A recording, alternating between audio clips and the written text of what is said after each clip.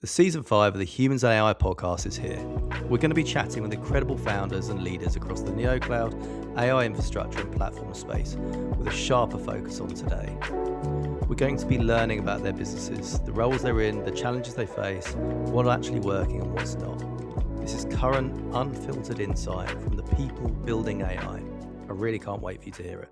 Hey Leo, great to have you here finally on the Humans and AI podcast. It's great to have you. If you don't mind, for the benefit of the viewers and listeners, do you mind just introducing yourself, your role, and the company you're working for? Yeah, thanks a lot, Nick. It's great to be here. I appreciate the opportunity to speak to you today. So my name is Leo Reiter. So my current role is head of Global R&D at Simr. Simr, up until about 2 years ago, was actually called Uber Cloud, and it was founded in 2013. Uber Cloud. So I lead all of. So we're a software company. So I lead all of software R&D at Simr, which is everything that we do technically for our customers. And so Simr focuses on two things, and traditionally it's been on simulation, platform automation, and simulation, like basically making engineers, like whether they're doing design or hardware design, automotive, aerospace, whatever it might be, more productive. So we have platforms for that go back many years, and then in the past 3 years we've also been starting to focus on helping transition to AI readiness, which I know we'll get into, but this is kind of where the industry's going. So we're doing our best to be ahead of that and to lead that. And Simr is a global company. It is privately held. It's headquartered in the Bay Area, but we are global. We have employees in North America, Europe, and Asia, and we also sell globally. But we are the key platform for simulation and use at several household names in the Bay Area. So we're very proud of that. Fantastic. Well, look, we're going to get more into details about Simr a little bit later, but obviously start off getting to know a little bit more about you then, Leo. Obviously, you've been in engineering for probably longer than you care to remember, maybe sort of since the 90s, but obviously a huge background within high performance computing as well, which is obviously how we got to sort of meet originally. But do you want to just give us a little whistle stop tour of your sort of history and experience? Sure, yeah. I mean, I was what you'd call a whiz kid in the '80s. So I was always hacking computers, when I was a kid. I had the privilege that my father was in the space, so we always had computers at home and, et cetera. So I really got into that. I started in the family software business in the kind of the early to mid '90s, while I was still in school. And in the kind of mid to late '90s, I moved into telecom, kind of where everything was going, where everyone was going at that time. And I was always interested in large scale computing. So this is a space that's gone from grid to server based to cloud to it's large scale computing of some sort is what I was always interested in. So I was working on software middleware, enterprise middleware on Unix back then. And then, just kind of talking about some pivotal decisions that I made. So I left the Fortune 500, and I did it. That wasn't. I was young. It wasn't like my goal was not to leave the Fortune 500. It just happened that way. But I knew that I wanted something different for my career. And it's interesting because one of my peers, where I was, is now like a very senior executive at Verizon. So like literally he was on my team. So that was kind of my trajectory there. So it would have been a very nice, kind of career path, over 30 years, but it just wasn't for me. I wanted more impact. I wanted to build things, and I wanted to just go faster. And So over a few years, I did some. I eventually landed in a virtualization startup, and we then basically we pivoted that into. I co-founded my first company in 2006, and it was focused on desktop virtualization and edge computing. You could even think of it as hybrid cloud, but back before it was called that. So kind of interesting how that happened. And then, once that wound down, we had a trajectory there, but the exit was not lucrative, let's say. I ended up leaving kind of right at the end. And the other pivotal decision is through kind of connections, I found Nimbix. And Nimbix was a very nascent high performance computing startup at the time. It was literally I was on the ground floor. I was the third. There's the founder, the co-founder, and then I came in as kind of to lead the software. So the vision there was to build kind of what your neoclouds are doing today, but focus specifically on high performance computing, more on the engineering simulation side at the time. AI was not really thought of as back then we had big data analytics that was kind of the predecessor to this. Nimbix was a boutique kind of hosting startup at the time, and I built the actual software, the software technology, and helped build the software business that eventually took it to acquisition. So we were acquired by Atos Group in 2021.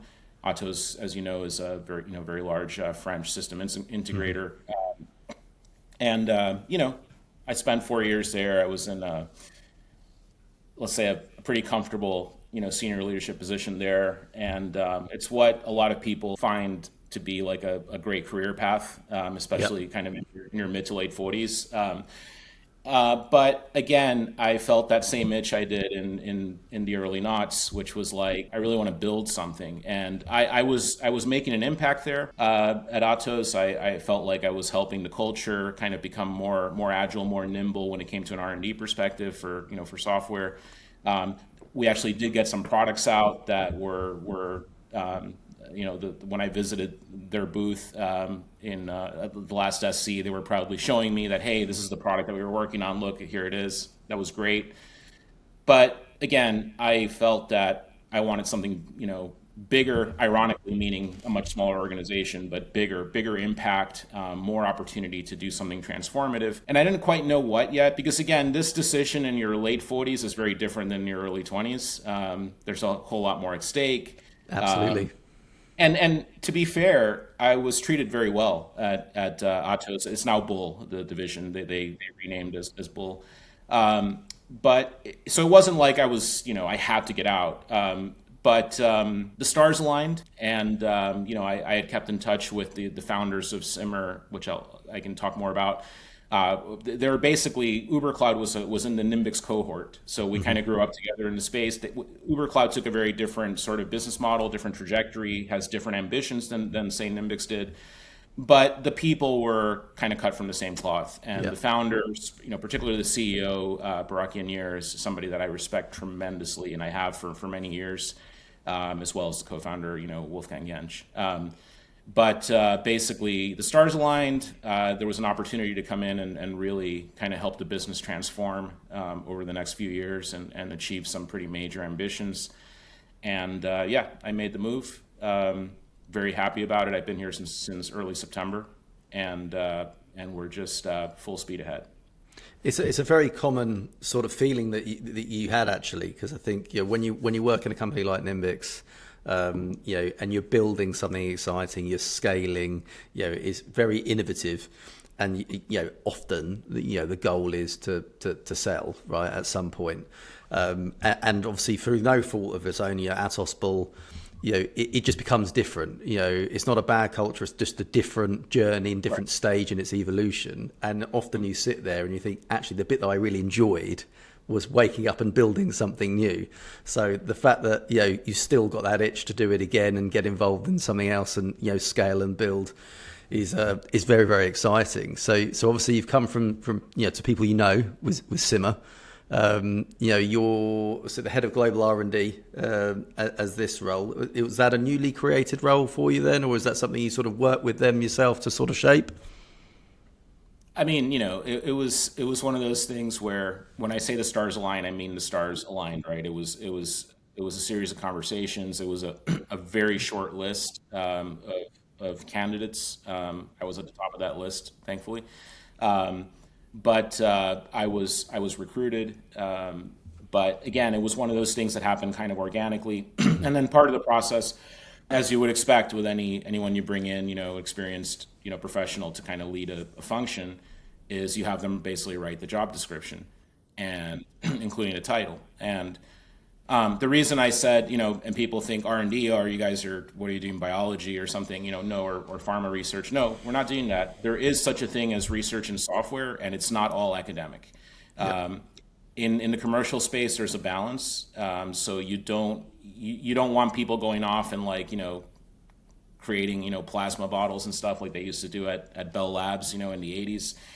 It's not that kind of R&D. It's hey, I've got an idea. It's like, okay, well, go prototype it. Here's some resource, and then we'll figure. And by the way, before we make the decision to go prototype it, let's try to imagine some business value for it. And oh yeah, that might work. So let's just go see what we can do there. You put some boundaries on it. You obviously don't give unlimited budget and time. And when the engineers come back with the prototype, you figure out how to integrate that into your products. It's a commercially driven R&D process. I will say that the D here is a lot bigger than the R. So we do have a product strategy that we're executing against, and we also have customers that are driving the roadmap and just kind of standard customer response. But there's always room for innovation, and it's really important that you give especially talented engineers at every level. It's not about tenure. It's not about even skills. It's about ideas, desire, things that when people work on things that they're really passionate about, you get tremendous work out of it, even if it's not something that's on critical path right now, right? This is just how innovation happens in the commercial world, right? So I very much wanted an R&D title, not just an engineering title. That's kind of how we arrived here. But hopefully that answers the question. Absolutely. And when I think of SimOps and what you guys do, and obviously, as you know, we talked about it before, I'm not hugely technical, but, if I think about what you guys do, I, for example, is a Formula One fan, McLaren, what have you, got big R&D sort of functions. And I can imagine a Formula One car in a wind tunnel, and it's all very physical and very expensive building that to create models for aerodynamics. I suppose that's something that you guys can sort of help with. Maybe, I'm not saying you are doing that, but you can create those sort of simulations which are very much virtual on a screen, great calculations, and not spending all that money. So it's a really cost-effective, quicker solution, I'd imagine. Yeah, let me temper that a little bit because there's no such thing as a free lunch, as we say here. Yeah, of course, This is not, and Formula One, by the way, is in terms of like they're building 2 products per year, right? By the way, I love Formula One as well. I'm not a huge fan of the new formula. I know we've only had one race, but I kind of hope we kind of fix some of the artificial nature that we've introduced. But in any case, I definitely like the V10 era, kind of the best, naturally aspirated. Absolutely. 2005, huge Fernando Alonso fan, so that's kind of what I really enjoyed. In any case, Formula One's kind of an extreme example because they're producing basically 2 products per year. Now they evolve it tremendously, but it's really one product times 2, right? They're doing constant engineering and innovation on it. It's basically like an arms race, right? So larger companies, when you think of like device manufacturers, so when you look at high performance computing, there's usually, from a go-to-market perspective, you typically have 4 pillars of industries, sometimes 5, but it's like pharma, it's aerospace, automotive, and device manufacturers. And you can throw oil and gas in there as well, depending on who you're targeting, right? But they tend to have slightly different use cases depending on, again, which part of oil and gas you're targeting. That's kind of your map. So these are people making stuff, but they're also in incredibly competitive spaces. Think, I'm not going to name customers, but think smartphone manufacturers, people that actually own and operate their own public clouds and kind of build devices around it, things of that nature. So they're, and then of course your automotive space, your large automotive companies of the world, but also their entire ecosystem, their suppliers, all the downstream parts, they're building physical things, but they're using simulation in place of, and even in Formula One, so there's this thing called fluid dynamics, CFD, computational fluid dynamics. It's been around for like 100 years, the math. Computer application of it it's been around since like the late 70s with the first kind of commercial solvers coming out in the 80s. Companies like Ansys, like Siemens, who acquired a company called CD Adapco, building these solvers that are very common in the industry. And then there are some open source codes as well, but they're mostly commercial solvers being used. These are you use the wind tunnel, to kind of correlate the results. And then the ultimate correlation in Formula One is on track. And then you always hear teams, that, well, the wind tunnel didn't correlate. Okay, but first you have to correlate the CFD to the wind tunnel. The CFD is the virtual world. This is the numerical computation. Then you have to go test that in the wind tunnel, make sure that what you simulated actually works. And then you have the further simulation, the correlation, which is on track or whatever. If you're building a car, it's on the road, right? So, like a streetcar. So what we do is we build the platform that automates the use of those third-party solvers. And the reason that's important is because these codes are incredibly complex, not just to operate, but to actually install, to update, to configure. Sometimes it takes weeks of you license these codes from, let's say, an ANSYS, and they actually deploy an account, basically an engineer, to come and help you actually tune the solver to solve your problem. And a lot of that tuning, what we found, and by the way, we did the same thing at Nimbix from a completely different angle, but to solve kind of some of the same problems. This is why this is such a kind of a homecoming for me, is a lot of these things are common, right? The tunings are common, but you don't just open a book and learn about them. You have to actually experience it with customers. They're sensitive to infrastructure, they're sensitive to networks, they're sensitive, obviously, to use cases, to user experience, all these different things. So you start kind of building this tribal knowledge of this stuff, and that is what goes into platforms to automate this. And when you say SimOps specifically, this is more of like the practice. So we actually spun off a foundation, or we helped found a foundation where Wolfgang Gensch, our co-founder, actually leads it now. So he's out of our kind of day-to-day operations at Simr, but he's leading the SimOps Foundation, which is more of a community thing now. Yeah. But it's for practitioners of simulation, what we call simulation operations. It's the analog. It's basically DevOps for engineering simulation, if you can think of it that way. Yep. So what DevOps did to development and kind of IT operations, SimOps is doing to the management of simulation platforms. And of course, we're leading that because we've been doing it for 13 years now. There's a lot of value there. The current phase we're in, and we'll get into this for sure because we're going to talk about AI, but the current phase we're in is that we're still highly dependent on expensive numerical computation in the industry. It's not as expensive as wind tunnel time. It allows, sorry, I shouldn't say it that way. It's not as expensive as the whole process of building a prototype, designing, building a prototype and then putting it in a wind tunnel and doing all that stuff. But it is expensive and it uses a lot of computation. So you can iterate faster, but the licensing for these solvers is also incredibly expensive. So these are large line item budgets in organizations. In fact, like at Nimbix, our customers were typically spending more on licensing for the ISVs than they were on our service. So if you looked at significantly more, right? Because engineers get that much value out of these tools, right? You can actually cut product design cycles. You can accelerate them. You can iterate. Instead of building 2 prototypes in the same period of time, you can test out 20 different designs, right? Before you kind of hone into okay, this is the prototype I'm going to build because of all this data that I've been able to produce. So it's really the value, yeah. Yeah, this is the current state of the art. So I'd be careful with saying it's reducing the cost. What it is reducing is the friction and the kind of the let's call it the time to value, which is again what we were selling at Nimbix, what we're doing here at Simr. It's like, okay, I've got this solver. When can I start? And the answer is right now. Whereas if you buy the solver from the company and you try to set up your own cluster and you try to configure it and all that stuff, it could be weeks or months before you're productive with that solver. So this is what we're really and that's ongoing. There's a new update.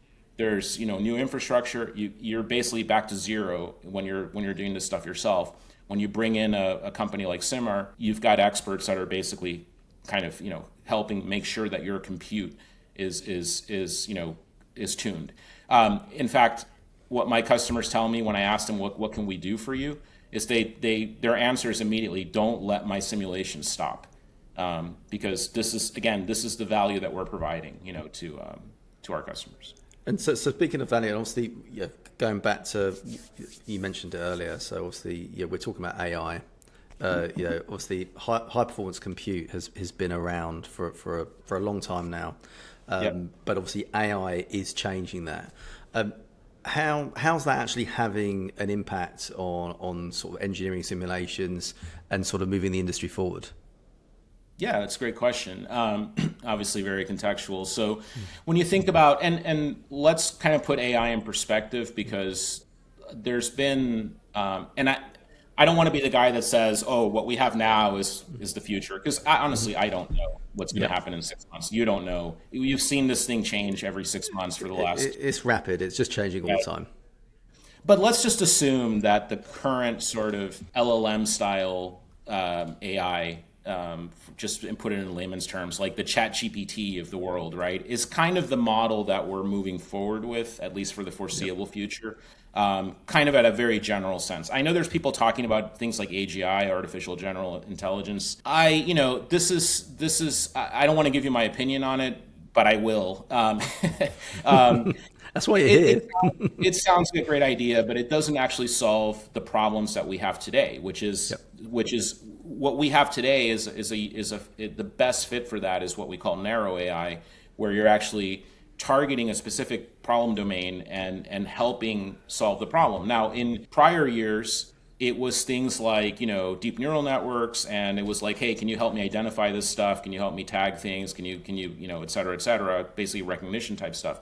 Now it's insight, and with these LLMs, what people are getting is everyone has an assistant. It's if you look at it that way, what you need to think about is I can use this technology as a force multiplier, not as, oh, now we don't need humans anymore. No, you still need humans. If you put a chatbot in the wrong hands, you're not going to get any value out of it. I shouldn't say the wrong hands, but if you don't put it in the right hands for the job, you're not going to get any value out of it. It's not just about manufacturing prompts. You have to know what to do with the information. You have to know, not just the prompts, but what information are you trying to get and why at the time. It's like having an assistant that, think about it this way. If you hired an assistant who was a savant, right, who had read every single book ever published, every academic text, every website, et cetera, and had that knowledge like this and could correlate those things, well, that person's still probably not going to create new products for you. But wow, what a great kind of asset to have. It's not about being lazy. It's about, instead of me going to look something up and knowing that I'm going to have to spend several hours kind of correlating different items, let me just ask my assistant, hey, if you had this scenario, what do you think? And boom, you get like, well, here are the likely reasons, et cetera, et cetera. So think about it that way. What it allows you to do is kind of go to the next level, right? Yep. And the next level is kind of where humans are still necessary, is to put all that stuff together and create stuff, right? So that's the model that we're seeing now in just about every industry. High performance computing, specifically numerical stuff, is different. It's physics based. It's not text based. Even if you said, well, numbers are no different than text, well, I'll give you that. Okay, it's not true, but I'll give you that. Again, the LLMs have been trained on every single surviving piece of relevant content produced by human beings in the history of humanity. This is effectively the training space for LLMs, right? In the physical world, the data that you want to train with is highly confidential, protected by IP, if it even exists at all. What I mean by that is, engineers are not custodians of data, right? They don't get paid to like organize data. They get paid to design products, to prove products, to do all these different things. Engineers in the kind of manufacturing, product work. You end up with your data is an absolute mess if it even exists, right? It's not. This is not something that people thought. And by data, I mean the last 50 years worth of computation. Maybe they organized it. There's tools now that there's data management tools, et cetera, that help you organize things. They tend to be vendor specific, so they're still very narrow. And then you have the problem that, oh, I can't train a model on all the simulation that's ever been done. I can only train it on the simulation that I've done, and that's just not enough. That's not enough to give you what you get with LLMs. What's happening? But nonetheless, this is the path for engineering simulation as well. AI, and the simple objective is this, regardless of which technology you adopt. How can I run fewer numerical simulations? Because those simulations are bottlenecks in the process. Even though they're way faster than building physical models, as I mentioned before, they use a lot of compute. A lot of times engineers have to wait for compute to become available because it's a finite resource. Even in the cloud, right? I mean, the high-end computing instances that you have in large public clouds, first of all, they're expensive. Second, they're limited. They're not like the mainstream sort of, stuff that people are doing simple web services on. So you have that, and then you have these license costs as well for the solvers. So it's become a bottleneck. We just basically moved from a very big bottleneck, which is kind of building a clay model after days and days of drafting and all this stuff, to like, okay, now we sped that up by several orders of magnitude. Now we hit this bottleneck. You think, well, okay, are you telling me that your product cycles are not fast enough? Well, when you look at automotive specifically, you look at what's happening, what kind of Chinese manufacturers are doing. They go to market in a fraction of the time it takes kind of the same Western manufacturers to do it, right? So they've cut their product cycles dramatically by using technology and by using kind of, smart manufacturing techniques, let's say. And they're building very good products as a result. Even as an American, I'm allowed to say that, right? Even though we don't have them here. I know them quite very good product, and as well as the other companies, right? In fact, I would say they rival the Western versions, right? So the point is, okay, how do we break down this barrier? Well, obviously right now to us that means run fewer simulations. And the only thing we know right now is AI, right? There's three basic areas, techniques that the industry is doing. One is kind of let's call it the holy grail, which is foundational model building, okay? And there are some companies kind of in the space. Obviously, there's some academia doing this as well. We actually work closely with one of those companies as a partner.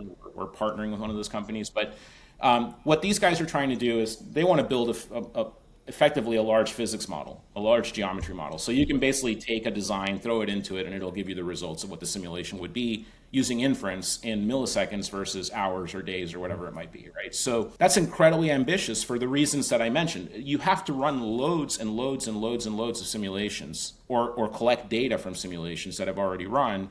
And both of those things are problematic for the reasons I already mentioned. One is incredibly expensive. The other one is that data is just not there. So you have to kind of pick your poison, right? But that's kind of the holy grail. When you have a chat GPT that knows physics, then now you have basically your assistant is now also like an engineer / researcher, right? It's not just regurgitating stuff, it's calculating, it's doing. Yep. Now, of course, at the end of the day, it is inference. It's not actually, the thing's not going to know how to do physics, but it's seen enough physics to know that, hey, this box will have this kind of coefficient of drag when you actually build it. So there's no need to run the simulation. The second point is this thing called surrogate modeling, where they're building what are called meta models, mathematical models for different things that they can iterate on very quickly. That's kind of, there's a lot of research there, but it's kind of falling out of favor just because it's not accurate enough, and there's other issues.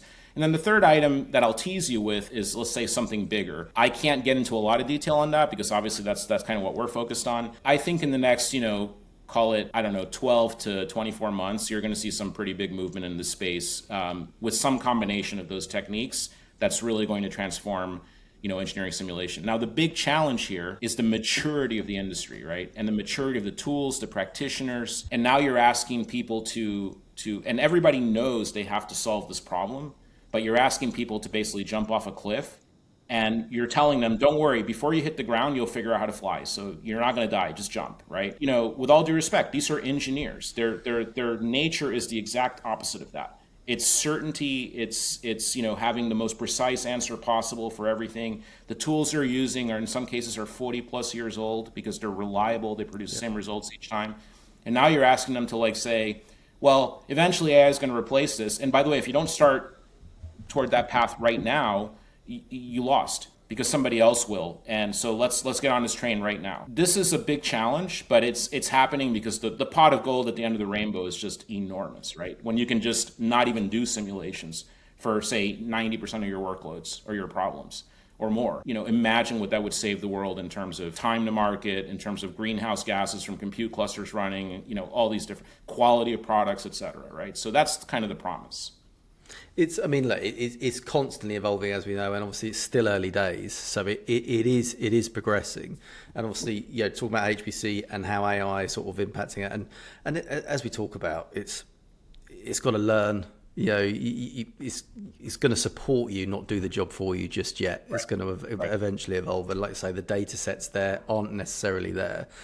In terms of obviously actually from a software developer point of view, so your software engineers, your software developers, how are you guys actually adopting AI to help sort of, from a tooling perspective, just to do your job quicker, more effectively, or just as a support? We all know about ChatGPT, ChatGPT from a standpoint of just, your guy sat at home using it to organize his diary and to book his next holiday, through to using it in a high performance compute. Everyone's kind of using it now. But from a software developer standpoint, the role of a software developer a few years ago is so vastly different now, today. And using tools like AI clearly helping. But how are you guys sort of adopting it and using it in your everyday life? I mean, this is like the only parallel I can think of is back when kind of corporate IT was trying to control email and people wanted to do email on their mobile phone. Well, they did it anyway, right?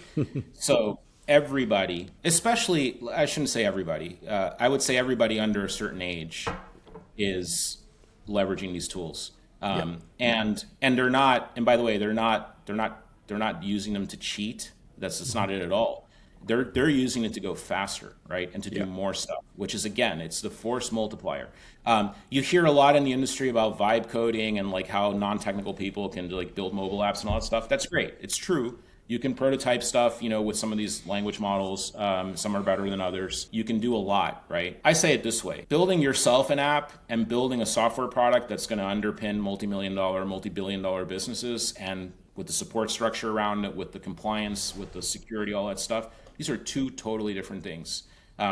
So no, they're not using this stuff for vibe coding other than potentially prototyping. Like, they have an idea. Well, let me just throw this into the model and just quickly throw something up and show it. Yeah, that's there. The subject matter experts are using it. So we have some SMEs that are not developers, let's say, are using it to quickly kind of prototype, specific customer problems, specific physics problems, where they need to be able to use computation to prove it out. And then what happens is we take that knowledge and we now build it. We make it enterprise ready, right? We don't just take the code. We look at the technique and we do what we need to do in the product as needed. But the reality is that all these guys, girls, ladies and gentlemen, they all have assistants now, right? And these are, I hesitate to say this because I know the entry level of just about any profession is seriously challenged right now for people to break into. So I'll say this in a very matter-of-fact way. These assistants are in a lot of ways reducing the need, the pull for the entry level to come in. Because when you think about what the entry level of a profession typically is in any profession, it's analysis, right? Yeah. You don't get hired to like create stuff right away when you're fresh out of school. Some people are. I mean, I had that, call it luck. Let's say the market timing worked for me. It was a different time, but in these days, normally you have a problem and you need to analyze loads of data, whether it's code or whatever, or financial data, whatever it might be. And you hire an entry level, and then they kind of work their way up to eventually they switch from consuming to producing at some point in their career. What these tools are doing, in with all due respect, and again, I say this without saying if it's good or bad, they're replacing the need for the analysis phase of the career. So they're really in the hands of like a 5+ year veteran, which is, to us, at least to me, that's still somebody who's quite young. But let's say 5+ years, we were ready to kind of make that shift into producing stuff that's valuable. There's tremendous value, and that's actually where the most excitement on my team and my organization is from that late 20s, early 30s cohort. Which we have quite a few in our firm. We also have some older guys, and then some younger ones as well. But the real excitement, the real sort of value, these guys are just all in, right? They're like, I can do anything now, and they keep accepting larger and larger challenges. Of course, the flip side is we're not. In the past, when you looked at a problem, you said, I don't have enough people for it. That's only one variable. The other variable is I don't have enough time for it. Well, what these tools are doing is they're solving kind of both of those problems for you at the same time. So the response from business, and this is why I'm back in this world and not the older kind of static world of very large enterprise.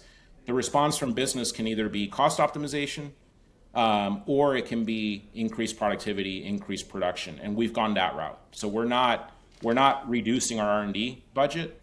We are simply increasing our workload as a result of these tools, right? I mean, obviously we can, on another episode, we can talk about how it's affecting, particularly graduates coming into professions, and that analysis and research stage is a big issue, and it's a concern, particularly for lots of us who've got kids of that sort of generation. Yes. Obviously, with AI now coming in, and AI has created new jobs. So we start seeing things like prompt engineers and contextual architects, which are not software developers and engineers per se, but maybe SMEs, so that subject matter expert that can talk to the AI to help educate what it needs to be. Do you feel, because obviously, I've worked with different organizations over the years where sometimes the engineering teams are very, very technical, that they're too much in the weeds and not necessarily thinking about business outcomes.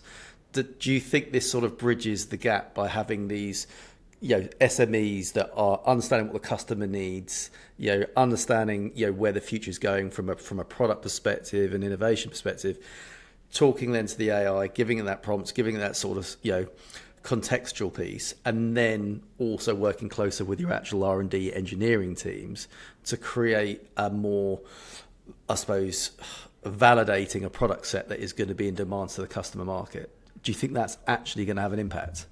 100%. By the way, this is not limited to engineers or SMEs. No, of course, yeah. You can program in it or create an agentic, kind of pipeline that includes a product manager, right? Yep. Now that's not going to replace a senior product manager in a company but it is now a sparring partner for that product manager. Basically, the thing about a product manager, just to not digress too much, is that the difference in a product manager and a CTO is that the product manager the vision that they have for the product has to be aligned with market, right? Where the chief technologist kind of visionary thinks of like what the art of the possible is. The product manager thinks of call it the art of the sellable, right? Yeah. And they have to make those bets over the next few years. So they're always at risk, especially your more technical product managers, especially in smaller companies, always at risk of, kind of taking the company down a path that doesn't actually result in sellable product. So it's a great tool for anybody to have, to be able to have this assistant that kind of, checks them right along the way. So yes, absolutely. It is like everything else, right? I mean, the Industrial Revolution created opportunity while it killed other sort of professions. Again, I don't want to be like, oh, this is the greatest time we live in. I mean, I do think this is the best time to be alive in humanity, despite everything that's going on in the world. I still think it's a great time to be alive.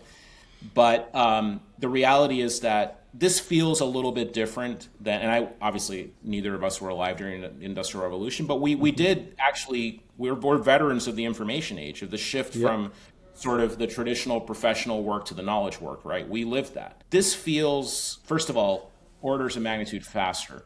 Second, it feels a little bit different. It feels like some of the stuff the jobs we're quote unquote creating, I don't know that they're going to last. And some of them might. But again, they still feel kind of transient. And it's also not clear to me which ones actually have long-term value, even if they stick around, like which ones have the most long-term value. I mean, this actually brings me to a really sort of interesting thing. Like you might want to ask for my perspective on what leaders and kind of new founders should do.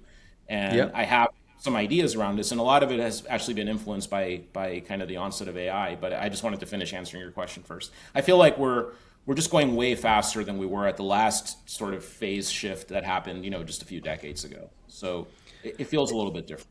I think you call it a sparring partner, and I think that's exactly what it is, right? It's something that you can talk to. It's something that you can actually bounce ideas off, get ideas back, and it's speed to get to the outcome, isn't it? So it's where it's just so much quicker to get where you're trying to get to, and it's just that brain power. I mean, I know we call it compute power, but it is really just brain power, and then you as the human executing on a decision. So it makes such a hugely significant difference, and obviously it is a truly exciting time. Now, before we're going to wrap up shortly, but going to your point there. You've been a founder, you've been in early stage startups, you've taken startups to scale ups, looking at where the market's going now, from a Simr perspective, but then also from just an industry's perspective. Where do you sort of see the sort of future sort of going? Great question. I think I'm just going to kind of help you wrap, because we've been talking for a long time, so I'll kind of try to summarize it like this. Yeah. So what advice would I give a current founder or leader? First of all, commit to solving problems and to creating kind of stable, sustained long-term value, no matter what it is, right? If you're just building stuff hoping that people will come buy it, that's usually a losing proposition. There is genuine pain in the industry, in every industry, and you need to find out what it is. And a lot of times, solutions are not sexy, they're not glamorous, but they're valuable, and that's what you need to do as a leader, is make sure your teams are focused on this. By the way, I wrote a book on how to achieve this, like at the kind of product development level.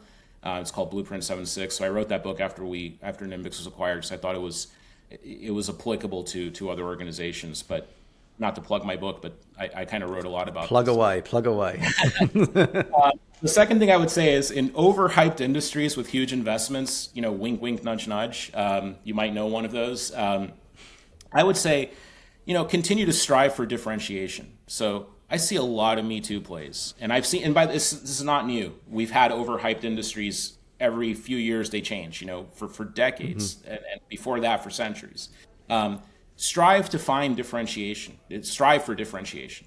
So you need to have a reason why people buy your product versus the other guy's product, not because yours is cheaper, like marginally cheaper, or because the other guy's busy. That's kind of the default that I see a lot of these companies doing. They're like, oh, we have all this infrastructure, we need a stack. Oh, let's build a stack. Well, how's it better than the other guy's stack? Oh, it doesn't matter. We just need a stack that people can use. Okay, that's going to work right now. That's not going to build long-term sustained value. You have to innovate, you have to disrupt to get people to come to your technology, because eventually what happens with these hype cycles is they get smaller, in the sense that there's consolidation, there's, companies fail. Normally the players get fewer. The investment kind of gets much more focused. At first, people are just spraying money all over the place because they're making bets on outcomes that they have no idea how to even quantify. So if you look at the venture capital model, it's all about, okay, 90% of my investments are going to fail, so I'm looking for a home run in the 10%, right? So, or within that 10%. Super rough math, but that's effectively what's in the mindset. So they're going to throw money at a lot of different plays and see which one actually sticks. Eventually that narrows down to, like, now they know what works and what doesn't. It takes, sometimes a few months or years. Correlates with either consolidation or companies failing and going out of existence. So you need to make sure that you have something that's a reason for people to come to you. And it's not just because you can do it 10% cheaper, or because it's very easy for any company to turn the lever on price and go down 10%, especially large companies, right? Because they have the economy of scale. So you need to do something different with your technology. The third thing I would say is identify your core competencies and invest in those. Everything else you can outsource, right? You don't need, like, for example, you don't need an in-house payroll person anymore, or at least somebody cutting paychecks. This used to be a profession, right? You don't need that. So don't even bother with that. Well, there's other stuff you also don't need. And when I say outsource, it could be outsource it to AI, right? Yep. But you need to understand it doesn't necessarily mean that you have to go and hire a firm to do it for you. In some cases you do. You don't want to use AI as your lead counsel. It might work for some things, but it's probably not going to keep you out of jail if you do something naughty, right? So this is kind of what you want to, I'm being tongue in cheek, but this is what you want to outsource, what you want to choose between humans and AI, but just choose wisely. But invest on your core competency. What makes you unique? What is your secret sauce? What can you do that nobody else can? That's where you put your money, right? Fourth, commit to people, not technology. This is something that we did at Nimbix that I am just so proud of. I'm so proud of the culture that we built there. And by the way, we have the same kind of DNA at Simr. People first mentality. Everything else is secondary to that. If your people are in a good place, good things happen. This is just a simple matter of fact, right? Technology is easy to build. Character is not. So pick very closely. Pick very carefully when you bring in, especially key employees, key partners, etc. Look for character, look for integrity, look for hustle. These are the things that are going to make you successful. And then put your energy in making sure your people are taken care of in whatever way that means. And we don't need to get into the details. Think of AI as a tool to increase productivity in the right hands. It's not a suitable replacement for advanced people, for experienced people, at least not yet, right? So just think of it that way. And then finally, I would say you need to maintain a vision and strategy, but you also have to be nimble, right? So you need to. So these things are often at odds. So the successful companies tend to find alignment between the two, and this is kind of the whole point of a product business. Is you have a product. That product can be applied in different ways, but the evolution of the product is marching along a vision. So be nimble. You have to pay the bills, right? Yep. Somebody says, "Hey, I want your product, but I want that red button to be blue." Fine, change the color of the button. You're not building a new product, right? That's a configuration option. Mm-hmm. So I would kind of leave with those words of advice. And I think the number one thing being the people, right? Take care of the people. And I think good things happen as a result of that. So to summarize on that then, because I mean, I think you actually make all really, really interesting points, and having worked with lots of startups, myself, and seen some be very, very successful and others fail, you've probably covered all those major points. I mean, trying to be the answer to all things, it just doesn't work. So actually being really good at one, maybe two things, right, and being really clear on that. And like I say, it might not be sexy, it might not be, but it is a problem and it is a solution, and it fixes that challenge. Then actually, let's say, looking at your core team and your core competencies and, investing in that, and not having, might be HR, it might be payroll, it might be a finance team. You can outsource it, have that core skill set, whether it be go to market or whether it be your technical guys, keep them in there. And then that culture, you are right.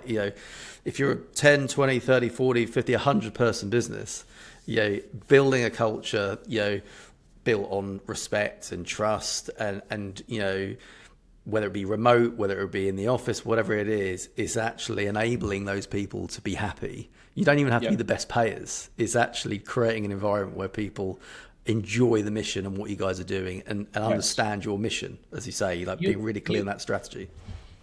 I mean, you're in this business, right? So this better than I do. But let's be honest. You need to compensate people fairly, right? Yeah. You don't want to say, well, we can't, we're not going to pay you as much, but this is what we did kind of in the 90s, right? We've got free snacks. We've got a ping pong table. So we're going to pay you less, and we're going to give you like stock options that will probably never actually, that doesn't work anymore. People, and especially with kind of the cost of living crisis that we have globally, right? But you're right. People need to think of compensation as an overall package. And that includes if you get up in the morning and you loathe going to work, but you have a fat paycheck, trust me, I've been there. No, I prefer having a good paycheck and waking up in the morning and it's like, I can't wait to go to work. And that's what I've enjoyed for decades. And I'm so privileged for that.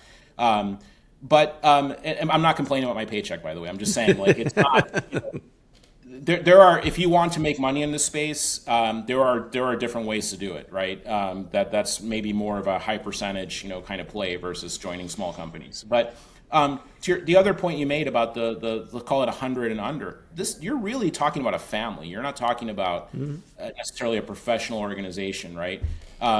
So just imagine, you can't choose your family members, but you can choose your kind of startup family. And you can choose the members there. So you choose wisely, and you're in that business, and I know you do a great job placing people where they have both impact and where their cultural fits. So I would say, so the one thing you should outsource is talent acquison. To me, exactly that. Exactly. I'll give you that. There you go. There's a plug. Thank you very much. But it's a big thing. It is huge, and obviously it sounds like Simr are doing it right. And I think that's obviously an exciting thing. So people that are looking at joining at Simr in the future, they should probably listen to this and just get a feel for the organisation. So that's great.